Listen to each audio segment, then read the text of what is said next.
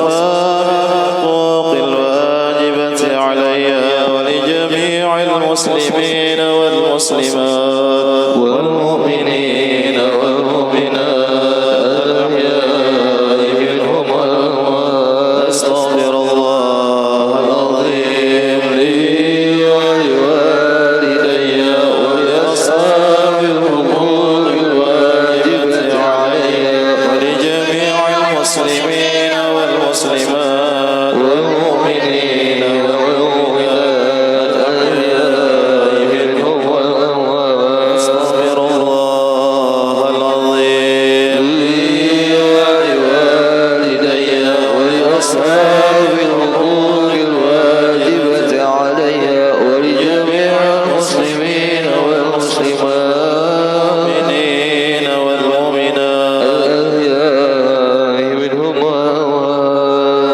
إلى حضرة سيدنا رسول الله محمد بن عبد الله وأنصار رسول الله والمهاجرين مع رسول الله، ثم إلى روح سيدنا المهاجر إلى الله أحمد بن عيسى، ثم إلى روح سيد البقاء المقدم محمد بن علي بعلوي أصولهم وأصولهم وفروعهم، ثم إلى روح الحبيب علي بن محمد بن حسن الحبشي، وخصوصا إلى روح ووالدينا ووالديهم وأمواتنا وأمواتهم وأموات المسلمين أجمعين، وإلى حضرة النبي صلى الله عليه وسلم. الفاتحة. أعوذ بالله من الشيطان الرجيم. الحمد لله رب العالمين الرحمن الرحيم إياك نعبد وإياك نستعين اهدنا الصراط المستقيم. فيا أيها الراجون منه شفاعة صلوا عليه وسلموا تسليما. اللهم صل وسلم وبارك عليه وعلى آله. أيها المشتاقون إلى رؤية جماله صلوا عليه وسلموا تسليما. اللهم صل وسلم وبارك عليه وعلى آله. من يخطب وصاله ويقظة ومناما صلوا عليه وسلموا تسليما. اللهم صل وسلم وبارك عليه وعلى آله. جنة ونعيمها سعد لمن يصلي ويسلم ويبارك عليه. اللهم صل وسلم وبارك عليه وعلى آله. صل على محمد أشرف بدر في الكون أشراق. يا رب صل على محمد. يا رب صل عليه وسلم. صل على محمد أكرم داعي يدعو إلى الحق. يا رب صل على محمد. يا رب صل عليه وسلم. على محمد المصطفى الصادق المصدق. يا رب صل على محمد. يا رب صل عليه وسلم. على محمد أحلى الورى منطقا وأصداق. يا رب صل على محمد. يا رب صل عليه وسلم. على محمد أفضل من بالتقى تحقق. يا رب صل على محمد. يا رب صل عليه وسلم. على محمد من بالسخاء والوفاء تخلق. يا رب صل على محمد. يا رب صل عليه وسلم. على محمد واجمع من الشمل ما تفرق. يا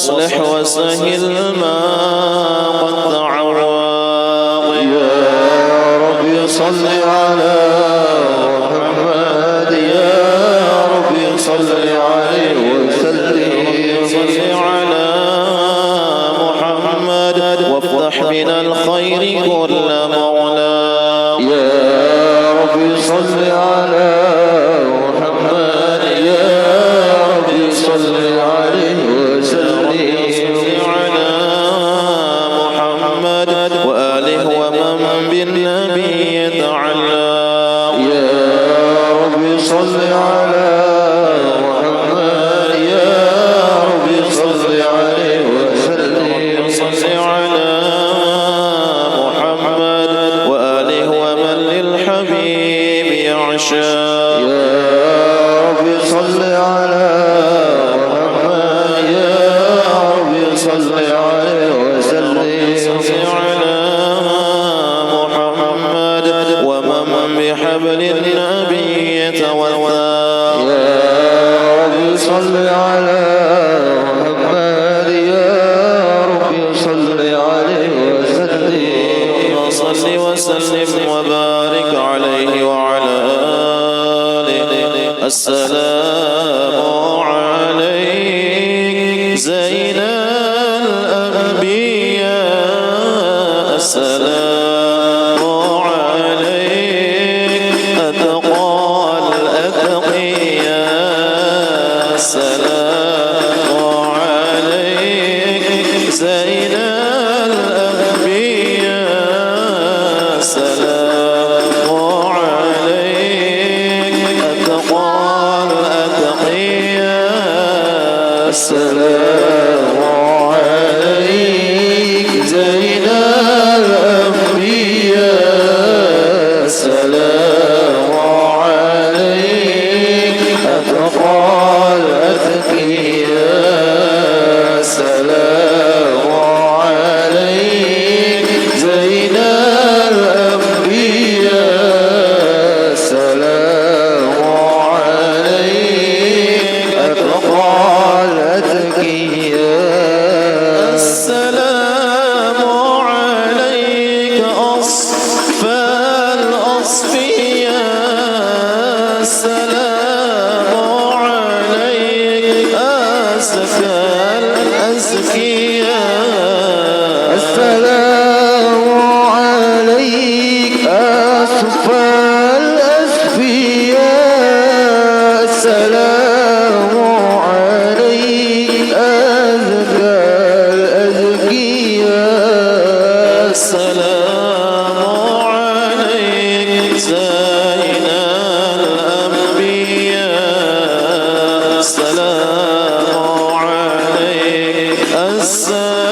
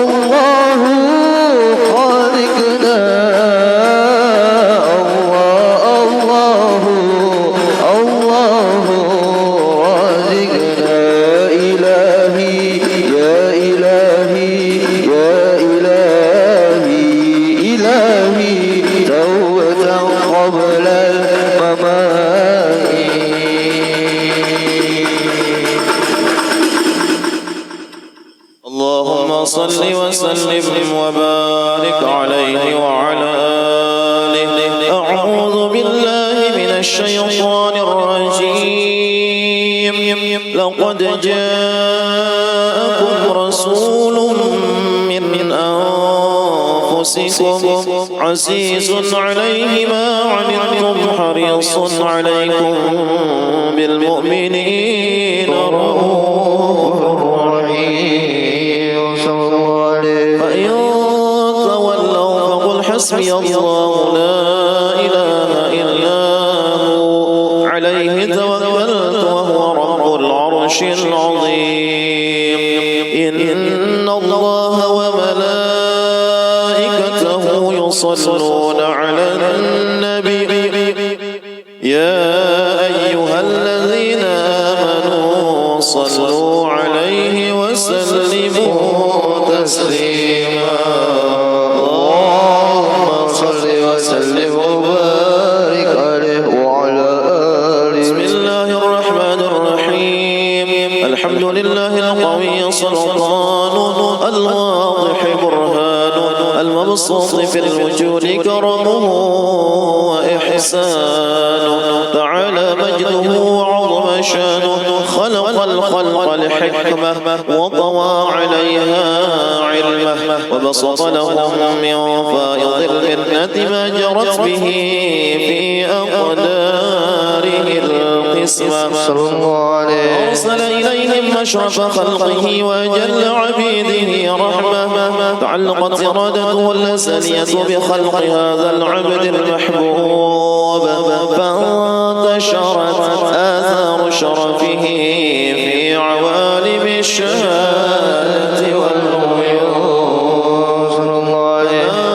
أجل هذا المن الذي تكرم به المنان وما أعظم هذا الفضل الذي برز من حضرة الإحسان. صورة كاملة ظهرت في هيكل محمود تعطرت في وجودها أكناف الوجود وطرست برد العوالم بطراز تكريم. اللهم صل وسلم أشرف الصلاة وتسليم على سيدنا ونبينا محمد الرؤوف الرحيم. اللهم صل وسلم وبارك عليه وعلى آله. جل الحق في علم قدسه الواسع تجليا قضى بانتشار فضله في القريب والشاسع.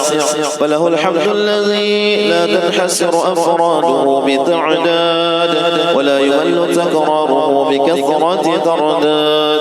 حيث أبرز من عالم الإمكان صورة هذا الإنسان ليتشرف بوجوده الثقلان وتنتشر أسراره في الأكوان. فما من سر اتصل به قلب منيب إلا من صوابغ فضل الله على هذا الحبيب صلى الله عليه. قلب سروره قد توالى بحبيب عم الأنام نوالا. جل من شرف الوجود بنور ومر الكون بهجة وجمالا. قد ترقى في الحسن أعلى مقام وتنهى في مجده وتعالى. لاحظته العيون فيما اجتلته بشرا كاملا يزيل الضلال.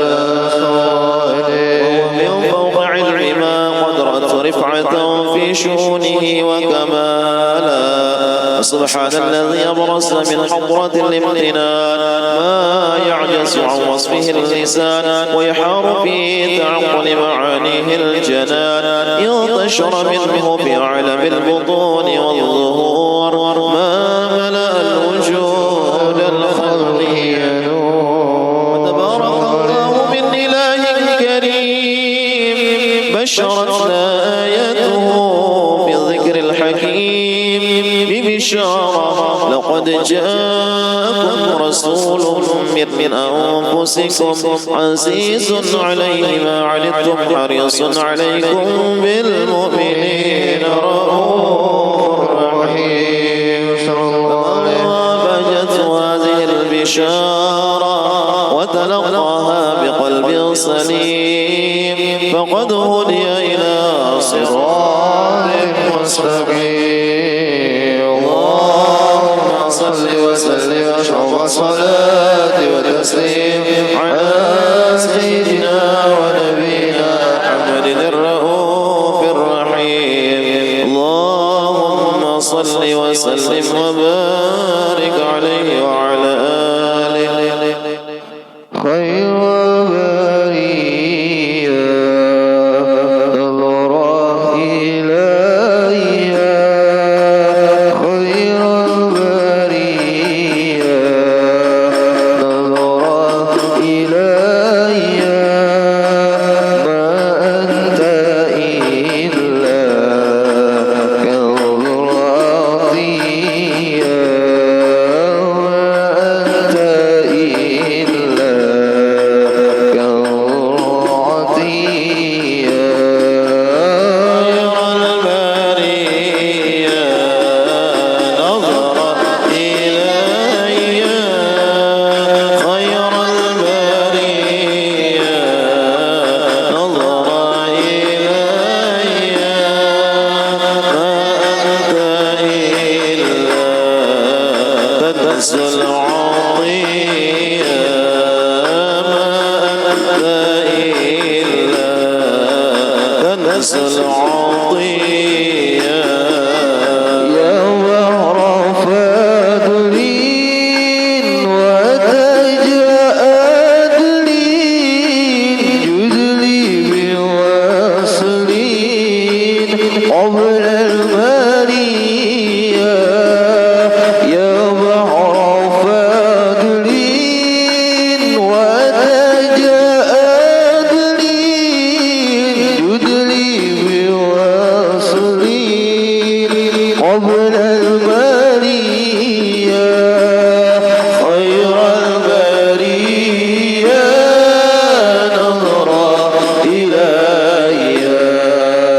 ما أنت إلا كنز العطية ما أنت إلا كنز العطية. خير البرية نظر إلي خير البرية نظر إلي ما أنت إلا كنز العطية ما أنت إلا كنز العطية. أشك تغفو عنا وتبخل يا خير مرسل ارهم سويا. أشك تغفو عنا وتبخل يا خير مرسل ارهم سويا.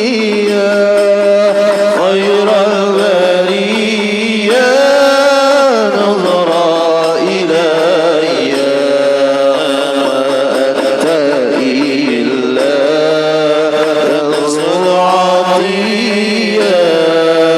ما أنت إلا كنز العطية.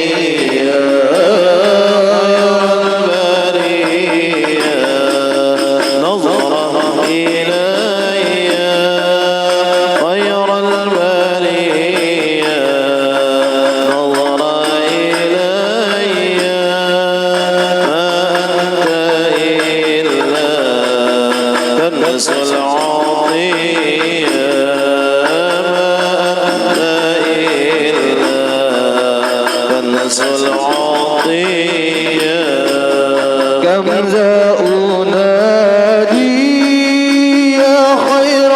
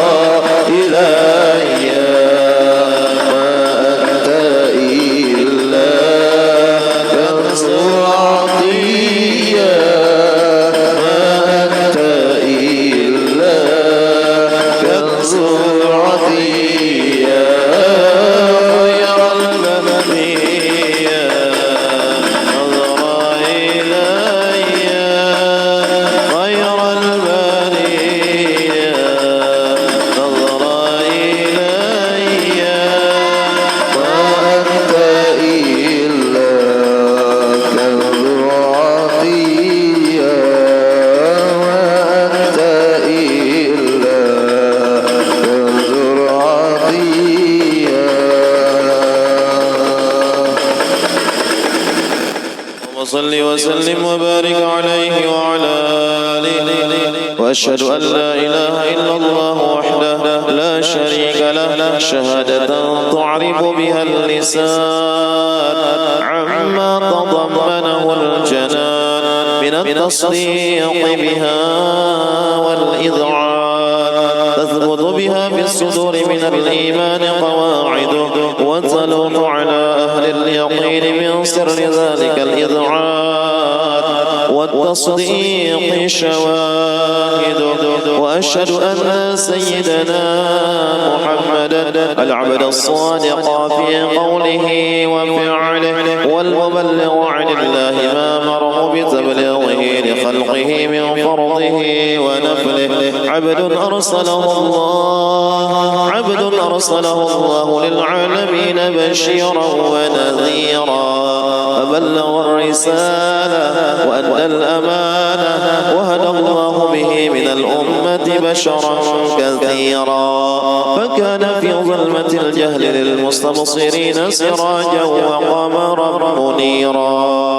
وما أعظمها من منة تكرم الله بها على البشر، وما أوسعها من نعمة انتشر سرها في البحر والبر. اللهم صل وسلم بأجل الصلوات وأجمعها وأزكى التحيات وأوسعها على هذا العبد الذي وفى بحق العبودية وبرز فيها في خلعة الكمال، وقام بحق الربوبية في مواطن الخدمة لله، وأقبل عليه غاية الإقبال، صلاة يتصل بها روح المصلي عليه به، وينبسط في قلبه نور سر تعلقه به وحبه، ويكتب بها بعناية الله في حزبه. وعلى آله وصحبه الذين رتقوا صهوة المجد بقربه وتبينوا ظلال الشرف الأصلي بوده وحبه، ما عطر الأكوان بنشر ذكراه مسير. اللهم صل وسلم أشرف الصلاة والتسليم على سيدنا ونبينا محمد الرؤوف الرحيم. اللهم صل وسلم وبارك عليه وعلى آله. اللهم صل وسلم وبارك عليه وعلى آله. ومنذ علقت به هذه الدرة المكنونة والجوهرة المصونة، والكون كله يصبح ويمسي في سرور وابتهاج بقرب ظهور إشراق هذا السراج، والعيون متشوقة إلى بروزه، متشوقة إلى التقاط جواهر كنوزه. وكل دابة لقريش نطقت بفصيح العبارة معلنة بكمال البشارة، وما من حامل حملت في ذلك العام إلا أتت في حملها بغلام من بركات وسعادة هذا الإمام. ولم تزل الأرض والسماوات متضمخة بعطر الفرح بملاقاة أشرف البريات وبروزه من عالم الخفاء إلى عالم الظهور بعد تنقله في البطون والظهور. فأظهر الله في الوجود بهجة التكريم، وبسط في العالم الكبير مائدة التشريف والتعظيم ببروز هذا البشر الكريم. اللهم صل أشرف الصلاة وتسليم على سيدنا ونبينا محمد الرؤوف الرحيم. اللهم صل وسلم وبارك عليه وعلى آله. يا رسول الله، يا نبي لك شفاعة، وهذا مطلبي يا نبي. يا رسول الله،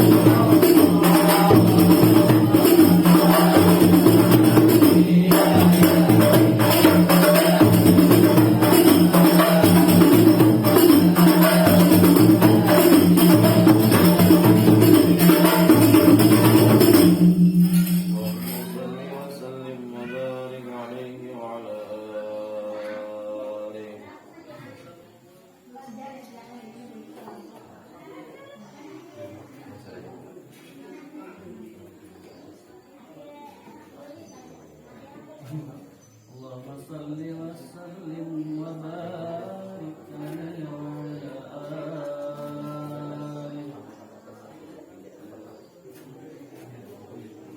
فحين قرب أوان وقع هذا الحبيب أعلنت السماوات والأرضون ومن فيهن بالترحيب وأمطار الوجود الإلهي على أهل الوجود أخذ وألسنة الملائكة بالتبشير للعالمين تعيش. سبحان الله والحمد لله ولا إله إلا الله والله أكبر. سبحان الله والحمد لله ولا إله إلا الله والله أكبر. سبحان الله والحمد لله ولا إله إلا الله والله أكبر. والقدرة كشفت حناء هذا المسكون يغزى النور صلى الله عليه وسلم وآمنا في عالم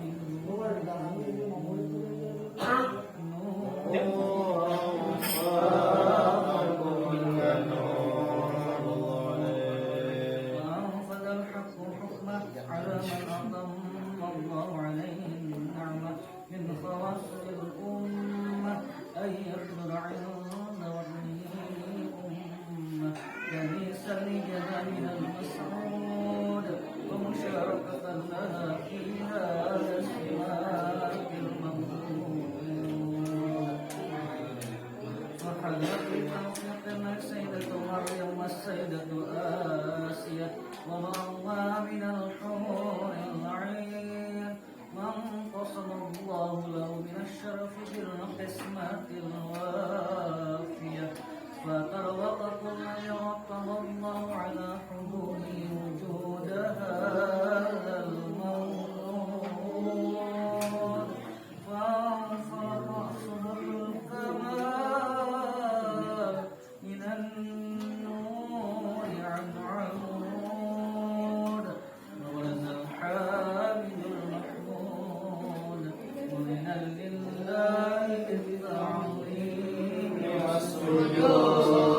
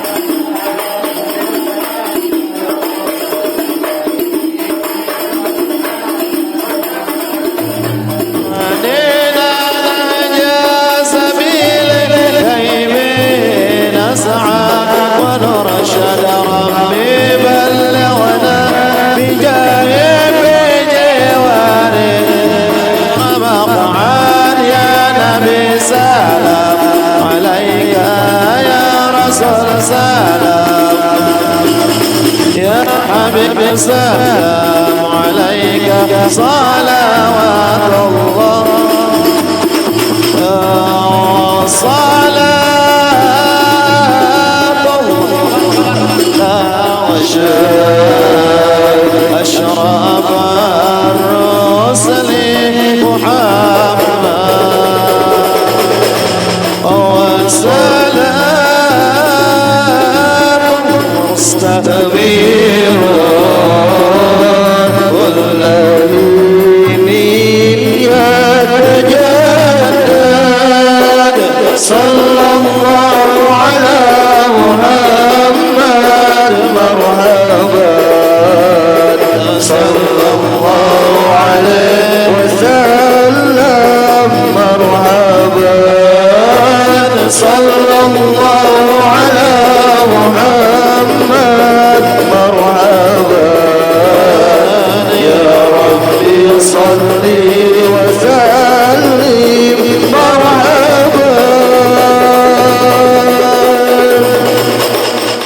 اللهم صل وسلم وبارك عليه وعلى آله ولقد انتصب صلى الله عليه وسلم من محاسن الأخلاق بما تضيق عن كتابته بطون الأوراق كان صلى الله عليه وسلم أحسن الناس خلقا وخلقا وأولهم إلى مكارم الأخلاق سبقا وأوسعهم بالمؤمنين حلما ورفقا برا رؤوفا لا يقول ولا يفعل إلا معروفا له الخلق السهل واللفظ المحتوي على الجزء إذا دعاه المسكين أجابه إجابة معجلة والله الشفيق الرحيم لليتيم والأرملة وله مع سهولته أخلاق الهيبة القوية التي ترتعد منها فرائص الأقوياء من البرية ومن شرطيمه تعطرت الطرق والمنازل وبعرف ذكره تطيبت المجالس والمحافل فهو صلى الله عليه وسلم جامع الصفات الكمالية والمنفرد في خلقه وخلقه بأشرف خصوصية فما من خلق في البرية محمود إلا وهو مطلقا عن زين الوجود بل بوصف الحبيب وشأنه وله العلا في فجره ومبانه أوصاف عز قد تعالى مجدها أخذت على نجم السماء بعنانه فقد انبسط ولم في تدوين ما فاده العلم من وقائع مولد النبي الكريم وحكاية ما أكرم الله به هذا العبد المقرب من التكريم والتعظيم والخلق العظيم حسن مني أن أمسك عنة الأقلام في هذا المقام وأقرأ السلام على سيد الأنام السلام عليك يا نبي ورحمة الله وبركاته السلام عليك يا نبي ورحمة الله وبركاته السلام عليك يا نبي ورحمة الله وبركاته ذلك يحسن الختم كما يحسن التقديم فعليك أفضل الصلاة والتسليم اللهم صل وسلم والصلاة والتسليم على سيدنا ونبينا محمد الرؤوف الرحيم اللهم صل وسلم وبارك عليه وعلى آله يا سيدنا السادات يا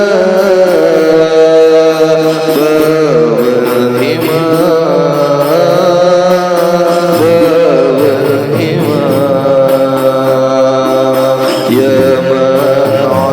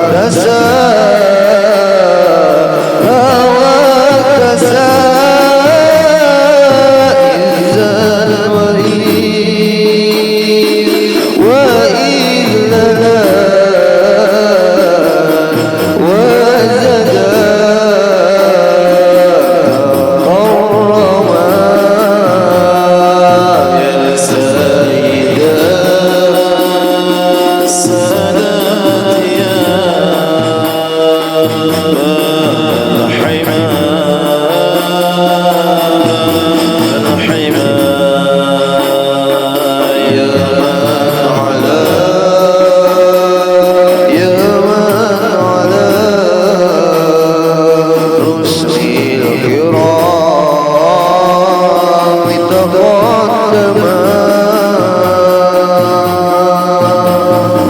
يا سيد السادات يا باب الإمام يا من على رسل الكرام تقدما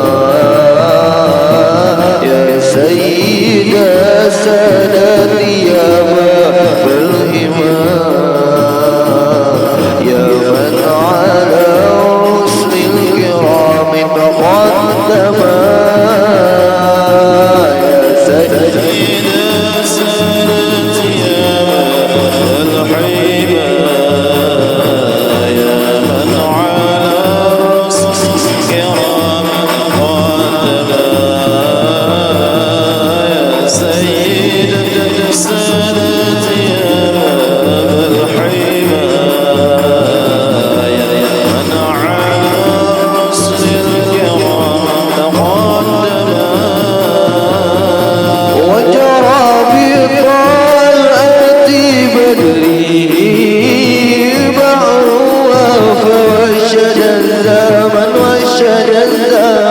وشد الزمان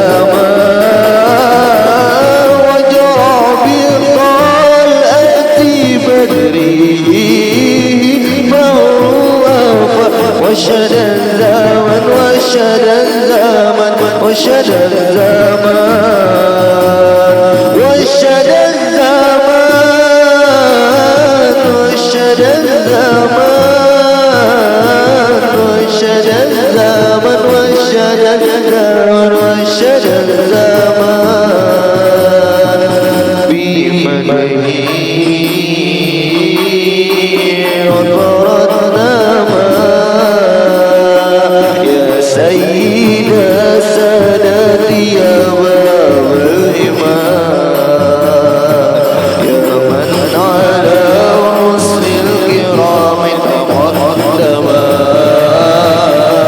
يا سيد السادات يا باب الإمام يا من على رسل الكرام تقدما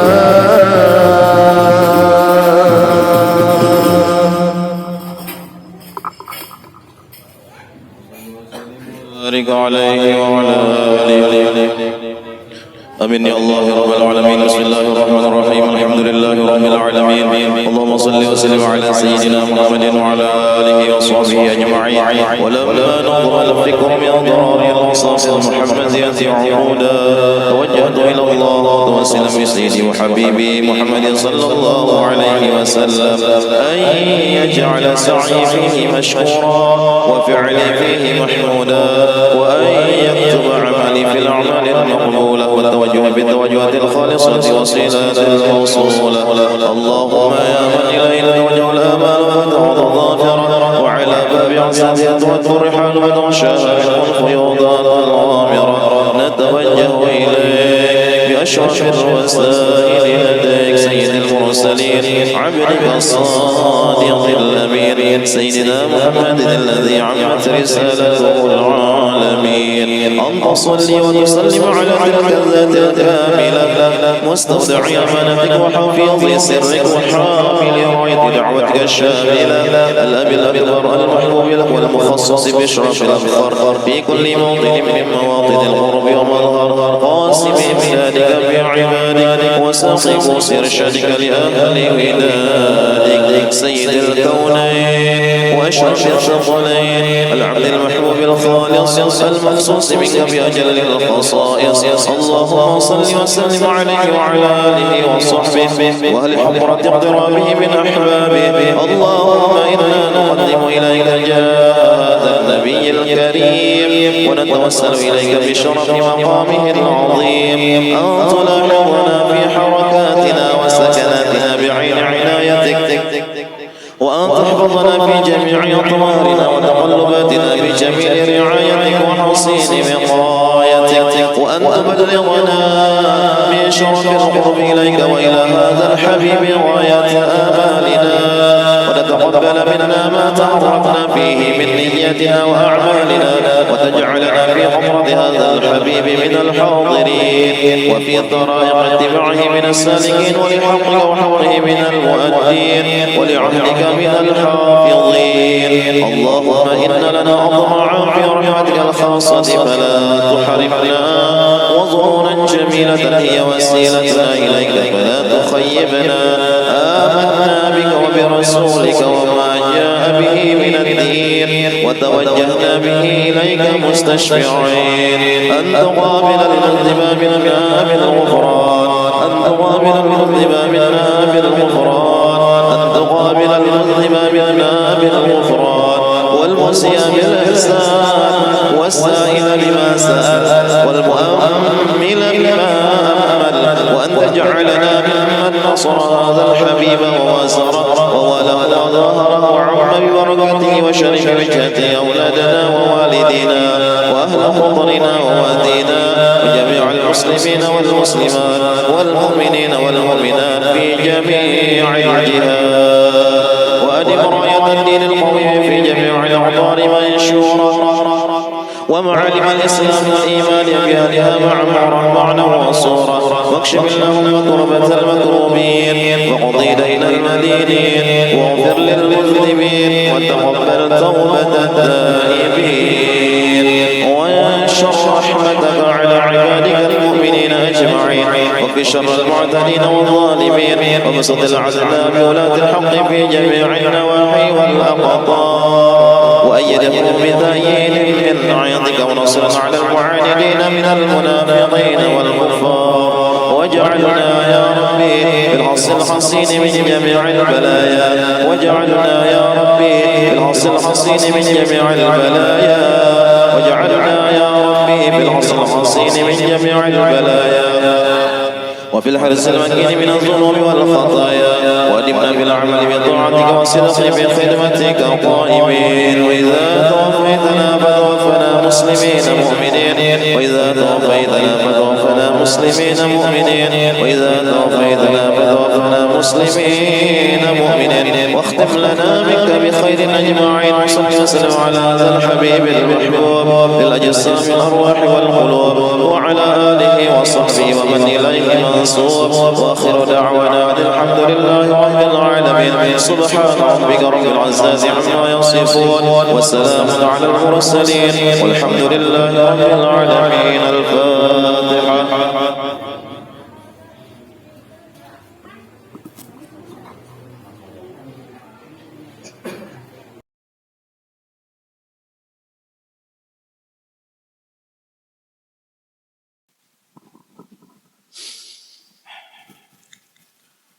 أعوذ بالله من الشيطان الرجيم.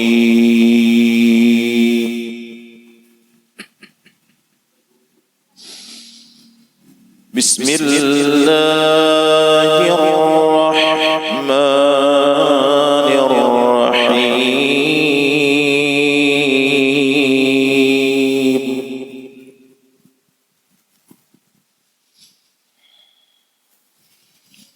وما محمد إلا رسول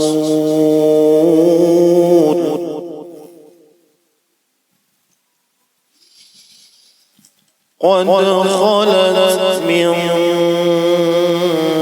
قبله الرسل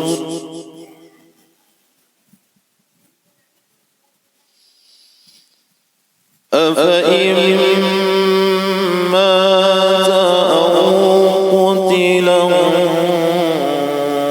انقلبتم على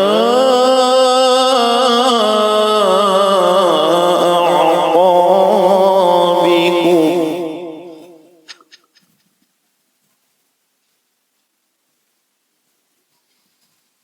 ومن ينقلب على عقبيه فلن يضر الله شيئا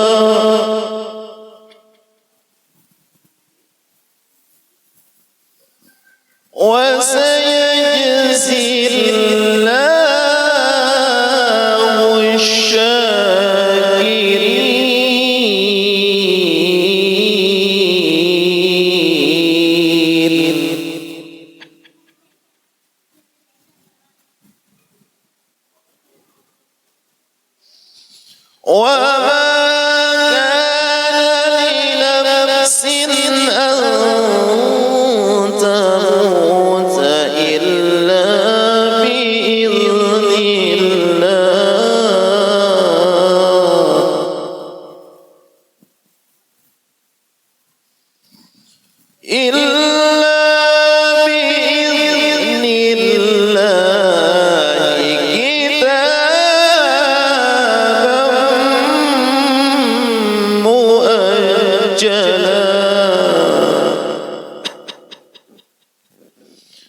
ومن يرد ثواب الدنيا نؤته منها ومن يرد ثواب الآخرة نؤته منها وسنجزي الشاكرين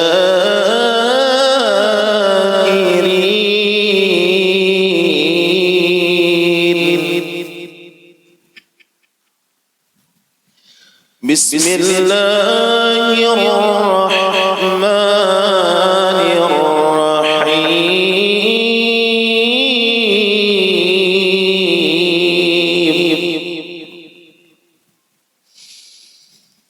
لقد كان لكم في رسول الله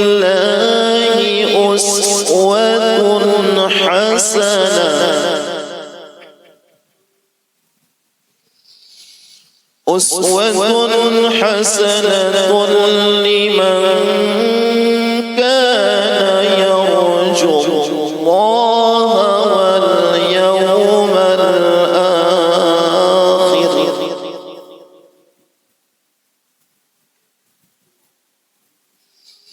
لمن كان يرجو الله واليوم الآخر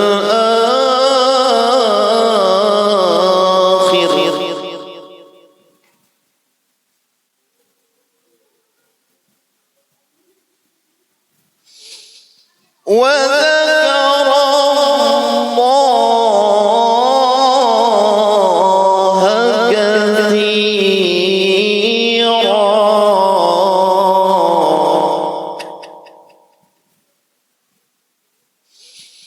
لمن كان يرجو الله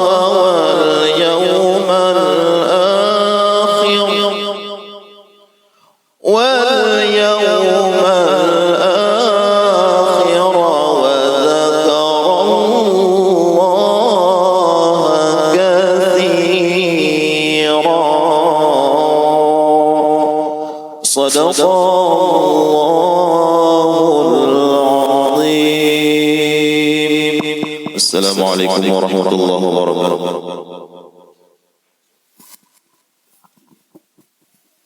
السلام عليكم ورحمة الله وبركاته. الحمد لله الذي من علينا بفضله العميم إذ من علينا بسيدنا محمد أفضل الخلق فهدانا إلى دين الحق والصراط المستقيم. أشهد أن لا إله إلا الله وحده لا شريك له وأشهد أن سيدنا محمدا عبده ورسوله الذي خصه بالخلق العظيم. اللهم صل وسلم وبارك على سيدنا محمد وعلى آله وأصحابه الذين فازوا منه بالحسن. أما بعد. Yang ulun muliakan para alim ulama, guru-guru agama, dan semua masyarakat yang hadir di mushola ini. Ulun mengucapkan terima kasih kepada panitia pelaksana yang telah mengundang ulun untuk menghadiri acara maulid di mushola ini. Dan ulun mengucapkan terima kasih kepada rombongan maulid yang dipimpin oleh kawan ulun, Guru Syahbana, yang meluangkan waktunya untuk melaksanakan acara di tempat ini. Alhamdulillah, dengan taufik Allah Subhanahu wa taala kita bisa berkumpul di mushola ini. Mudah-mudahan perkumpulan ini menjadi barakah bagi kita bareng. Amin ya rabbal alamin.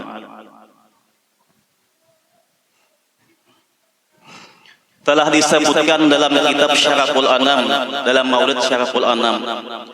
Qala Abdul Wahid bin Ismail, kana bi Misra rajulun yasna'u maulidan lin Nabi sallallahu alaihi wasallam kull 'am wa kana ila janibihi rajulun yahudiyyun wa qalat zawjatul yahudiyyi ma balu jarinal muslim yunfiqu malan jazilan fi misli hadzal syahri wa qala laha zawjuha innahu yas'umu anna nabiyahu ulida fihi wa huwa yaf'alu dzalika farhatan bihi wa karamatan lahu wa li maulidihi.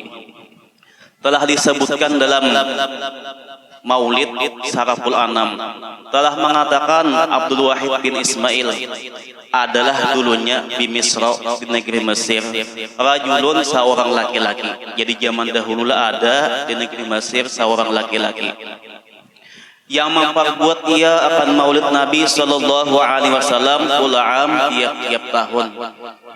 Jadilah seorang laki-laki tadi setiap tahunnya melaksanakan Maulid Nabi sallallahu alaihi wasallam. Dan adalah di sampingnya laki-laki orang Yahudi. Jadi di samping rumahnya tadi ada seorang Yahudi. Di samping rumah si rajul tadilah, si lelaki tadi ada di samping rumahnya orang Yahudi. Lalu mengatakanlah istri Yahudi tadi, karena pahala jiran kita yang Islam menghabiskan harta yang sangat banyak saung ini bulan. Jadi ujar bini orang Yahudi tadi, karena pahala keadaan jiran kita yang Islam mahakunnya mau menghabiskan harta yang banyak saumpama ini bulan. Betakun lawan lagi abahnya jir kita lah. Karena apa? Jiran kita tuh hakunnya menghabiskan harta yang banyak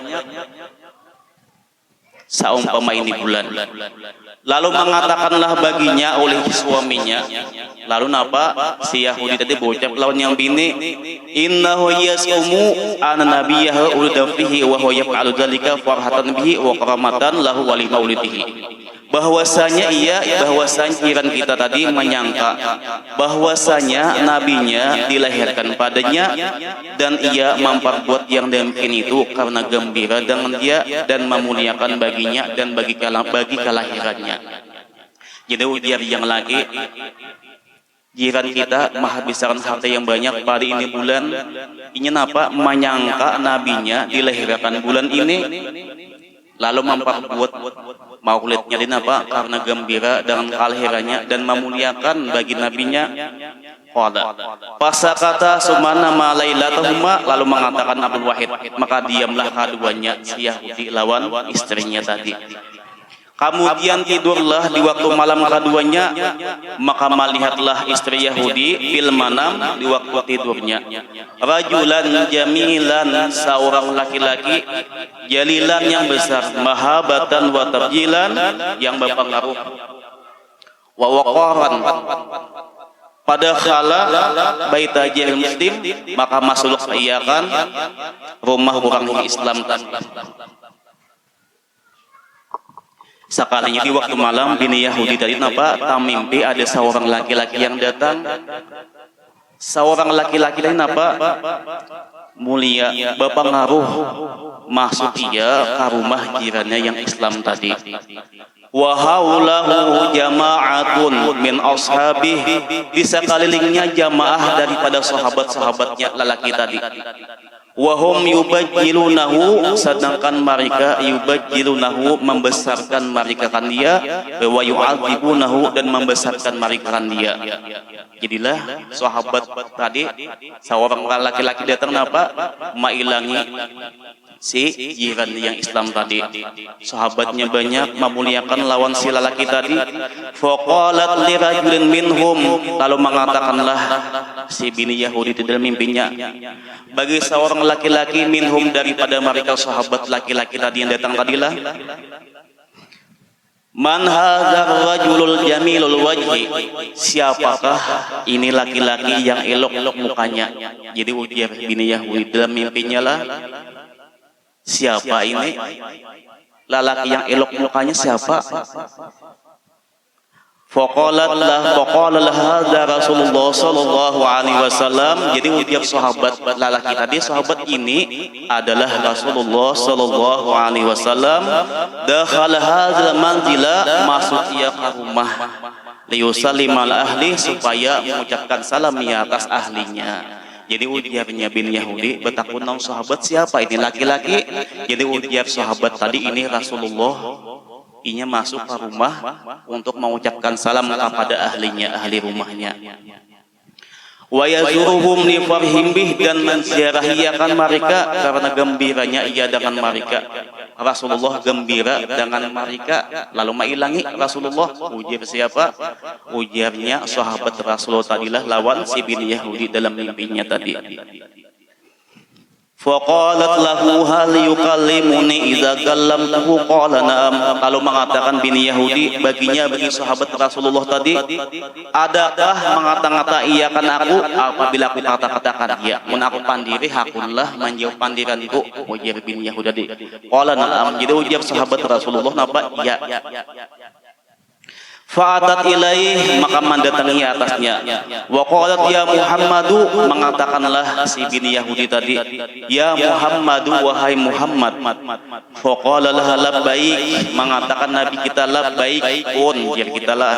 Faqalat lahu, mengatakan bini Yahudi tadi lahu bagi Rasulullah, atujibu bimisli bitalbiyah, apakah engkau menjawab dengan seumpamaku dengan talbiyah, dengan labbaik?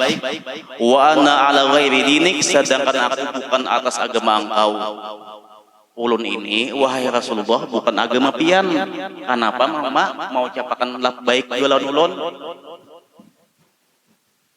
Wa min a'daik, bahkan ulun dari musuh pian. Ulun ini musuh pian, wahai Rasulullah. Kenapa jadi menjawab talbiyah ulun?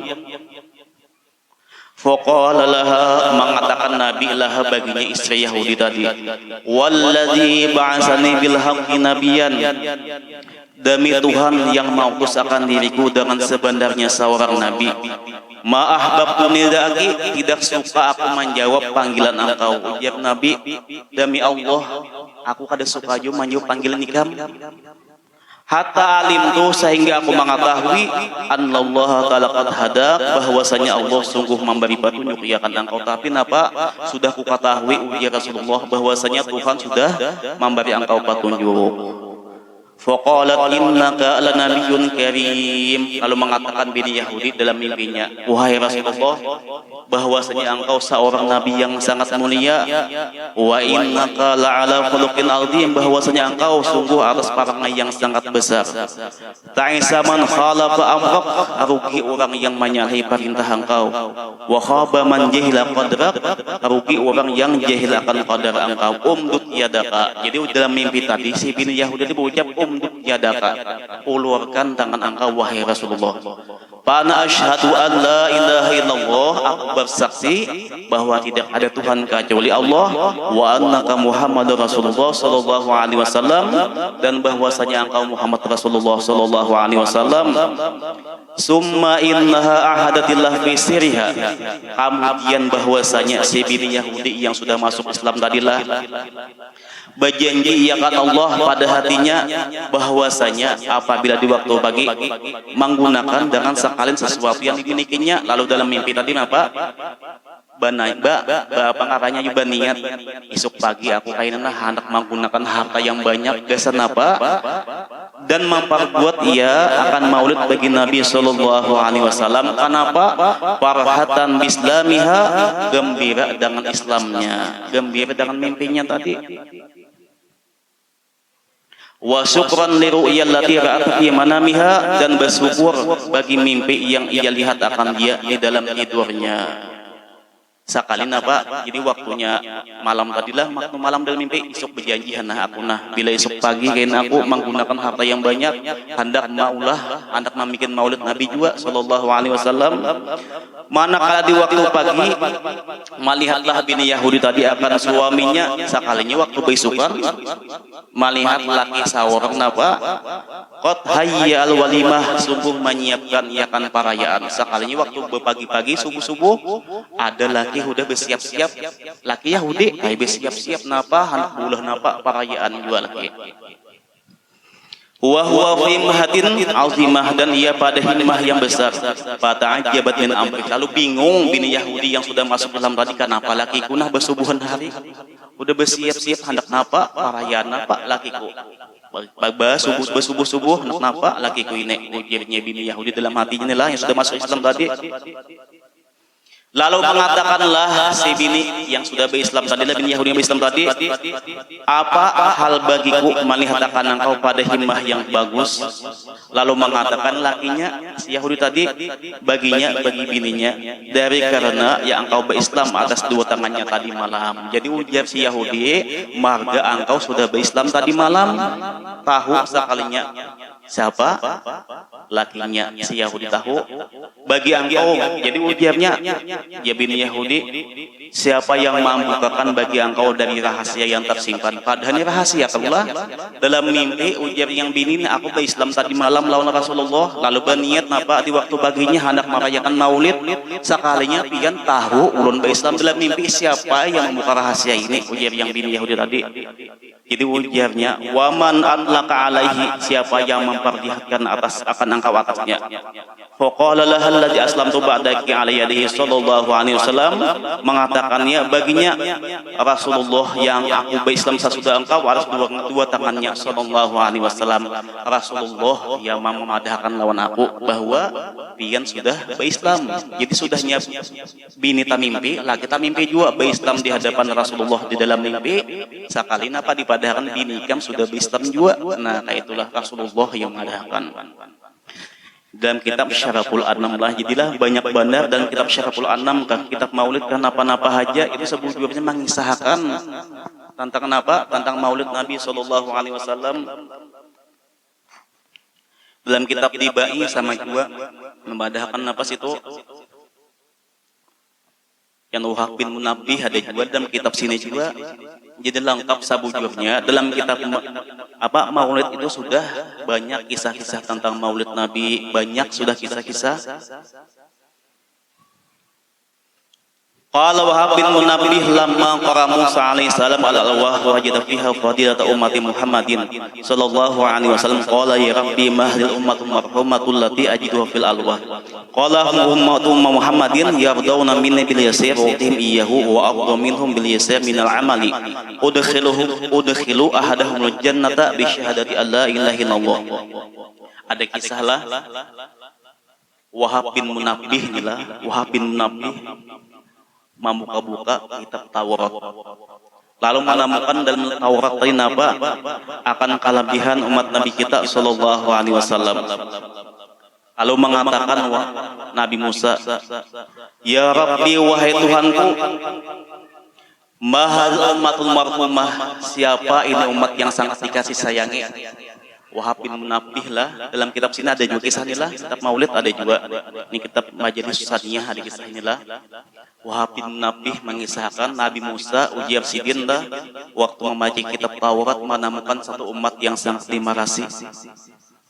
Lalu mengatakan Musa, wahai Tuhanku, ulun menemukan dalam lembaran Taurat akan satu umat ridha mereka daripada kudang sedikit yang aku berikan mereka, dan aku ridha daripada mereka dan sedikit daripada amal.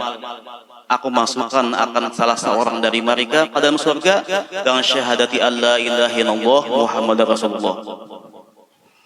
Qala ya Rabba inni ajidu fil alwah, mengatakan Musa, mengatakan pulang Musa ujar Wahab bin Munabbih, inni ajidu fil alwah, wahai Tuhanku, bahwasanya ulun menemukan dalam lembaran Taurat ummatan akan satu umat yusyaruna yaumal qiyamah, dikumpulkan akan mereka pada hari kiamat ala suratil qamari lailatul badri, atas rupa bulan purnama malam Badar. Faj'alhum ummati, maka jadikan olehmu akan mereka akan umat ulun.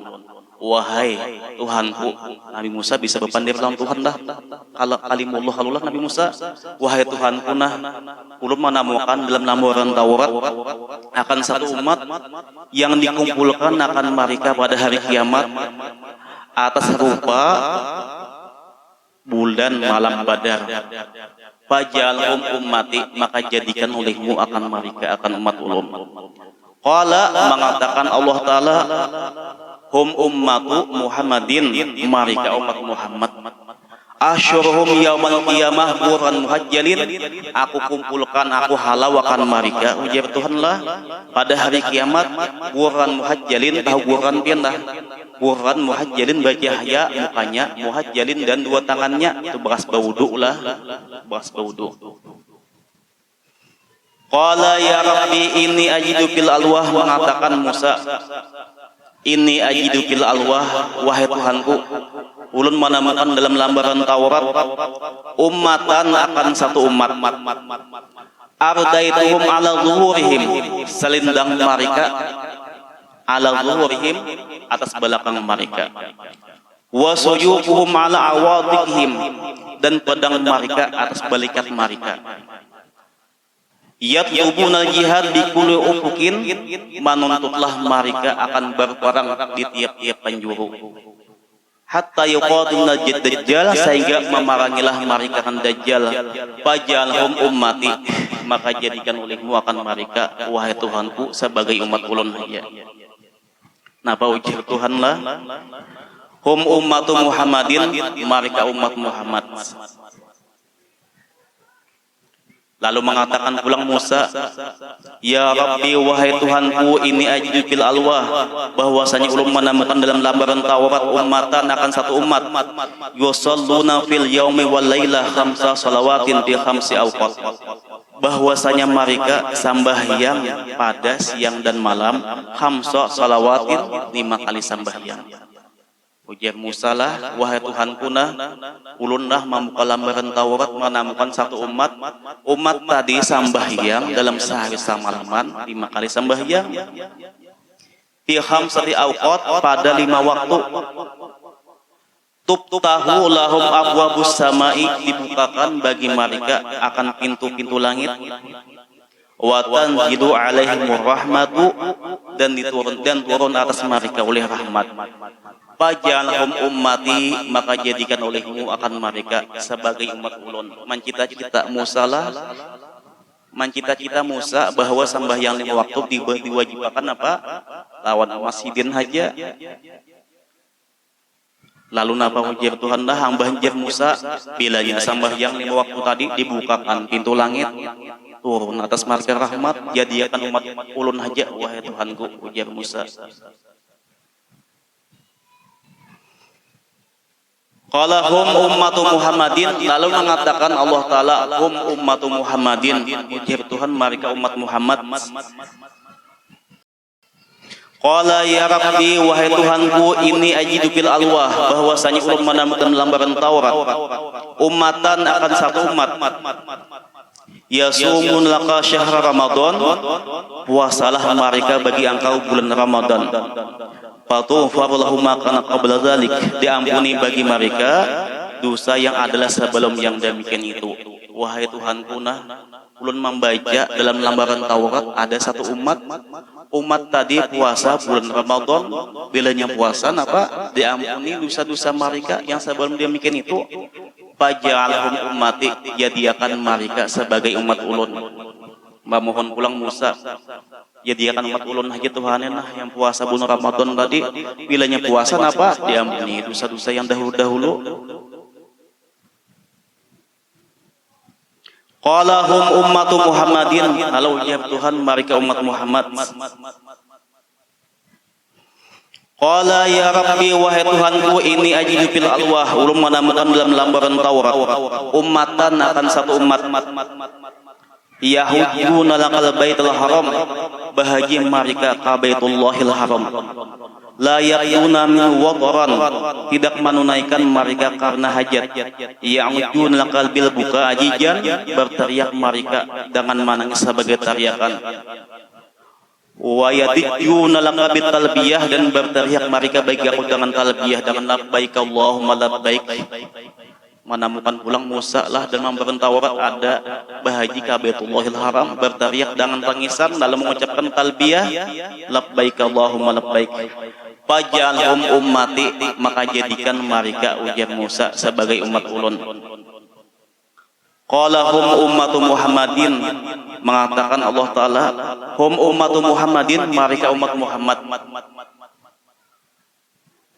Qala fama tu'tihim ala zalik, lalu mengatakan Musa, wahai Tuhanku, maka apa yang kau berikan akan mereka ala zalik, atas yang demikian itu?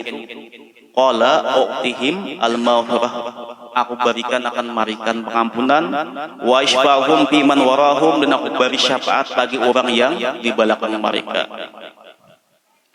Panjanglah kisah inilah, singkat sajalah. Ringkas kata Nabi Musa apa yuk? Anak minta cabut saja pangkat kenabian, anak minta jadiakan umat Nabi kita pampihannya. Qala ya Rabbi inni ajid fil alwah, wahai Tuhanku, ulun menemukan dalam lembaran Taurat akan satu umat anajiluhum fi sudurihim, kitab suci mereka di dalam dada-dada mereka. Artinya apa? Banyak yang hafal Quran umat Nabi kita. Kalau umat baharilah yang hafal siapa yo? Ada orang yang hafal lah, kadingat ulun lah. Ipadahannya apa? Anak Tuhan ipadahannya. Yaqra'unaha, membaca mereka akan dia. Fajalhum ummati, maka jadikan oleh makan mereka akan umat ulun. Qala hum ummatu Muhammadin, kalau ujar Tuhan mereka umat Muhammad. Qala ya Rabbi inni ajid fil alwah ummatan idza hamma ahaduhum bihasanatin falam ya'malha kutibat lahu hasanatun. Wahai Tuhanku, ulun menemukan dalam lembaran Taurat akan satu umat apabila mencita-cita salah seorang mereka dengan satu kebaikan, falam ya'malha, dan tiada mengerjakan dia, kutibat lahu hasanatun, ditulis baginya satu kebaikan. Jadi bila baniat kada tagawe, ditulis satu kebaikan. Wa in amilaha, dan jika mengerjakan dia, kutiba lahu asyru amsalihha, ditulis baginya 10 saumpamanya. Bila menggawe kebaikan, ditulis saumpamanya. Ila sab'i mi'ati dha'fin, sampai kepada 700 ganda. Faja'alhum ummati, maka jadikan oleh makan mereka sebagai umat ulun dia Musa. Lalu apa jawab Tuhan? Qala hum ummatu Muhammadin, wahai Musa, mereka umat Muhammad.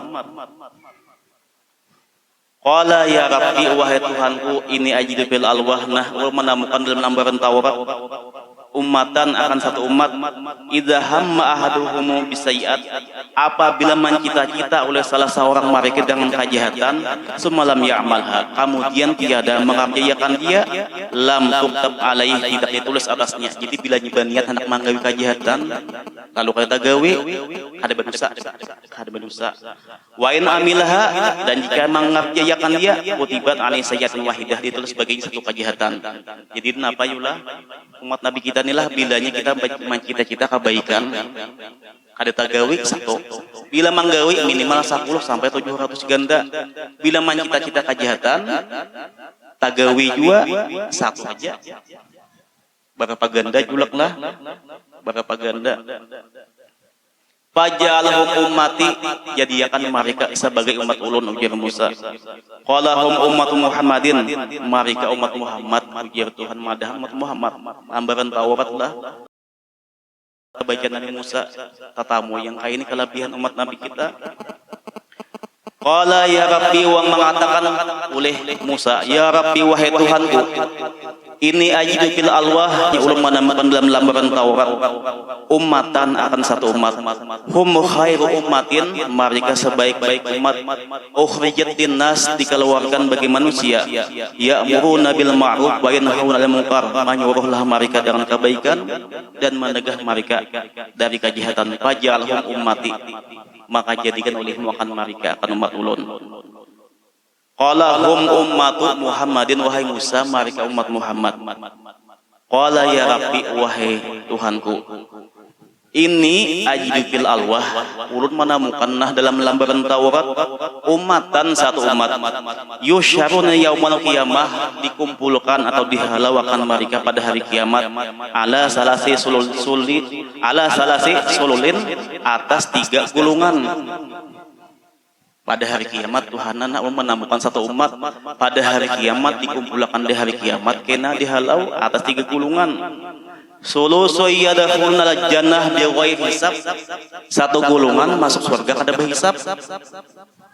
Wa sulusu yuhasabuna hisaban yasira, satu gulungan dihisab akan mereka akan hisab yang mudah. Jadi sagulungan masuk surga kada berhisab. Sagulungan apa? Masuk surga hisab 2 tapi yang mudah. Wasulusu yumhasuna, satu gulungan yumhasuna dibersihkan akan mereka. Maksud dibersihkan dan apa? Dimasukkan ke neraka dahulu. Ya kalulah.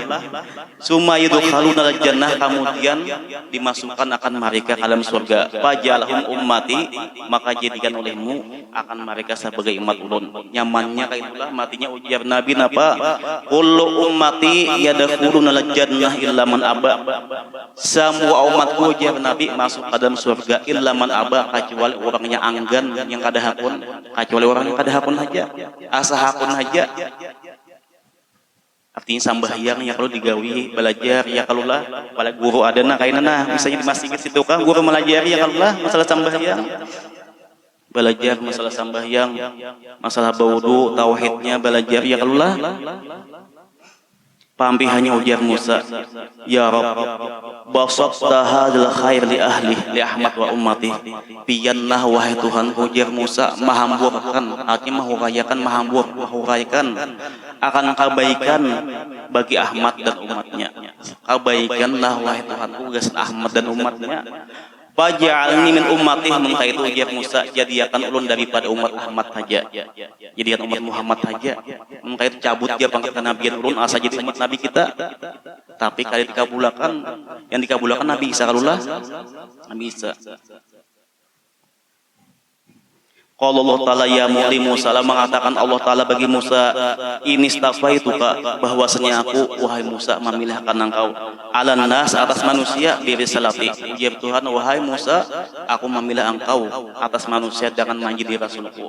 Wa bikalami, dan dengan kalamku bergelar kalimullah, bisa berpandir lawan Tuhan lah. Ada kalau kisahnya lah waktu Isra Mi'raj ya kalulah berjalan-jalan itu nah Nabi sekalinya menapa bertamuan lawan seorang laki-laki duduk di atas kursi jam kita lah. Ambah itu bertakun, wahai Jibril, siapa itu? Musa. Alun mengatakan Musa memberi salam lawan Nabi kita. Nabi menjawab, pas sudah berjalanlah napa Nabi kita menangis benar Nabi Musa sekalinya. Menangis benar. Jadi ujar Tuhan, ini bisa berpandai lawan Tuhan bisa apa? Kalimullah tadi pernah pengarangnya tuh bisa berpandai mendengar kalimullah, wahai Musa, apa yang menangiskan engkau? Tuhan tahu, padahal ujar Musa, wahai Tuhanku, ulun disangka Bani Israel, ulun ini bisa paling mulia makhluk engkau. Sekalinya ada lagi seorang pemuda anu haja sasudah ulun. Jakanya kemuliaannya lawan inya haja ulun ada mempak muli, tapi serta umatnya inah yang ulunnya lawan yang apa yang rasa apa ngaranya lawan umatnya, jaka lawan inya haja kada mempak dulu wahai Tuhanku, tapi beserta umatnya. Lalu ujar Tuhan Musa lah, bahusma ataitu wahai Musa, ambillah olehmu sesuatu yang kuberikan engkau, wa kun minasyakirin, dan jadilah olehmu daripada orang yang bersyukur lah. Mudah-mudahan lah sampai di sinilah ulun sadan khilaf, ulun mohon maaf. Assalamualaikum warahmatullahi wabarakatuh. Al-Fatihah.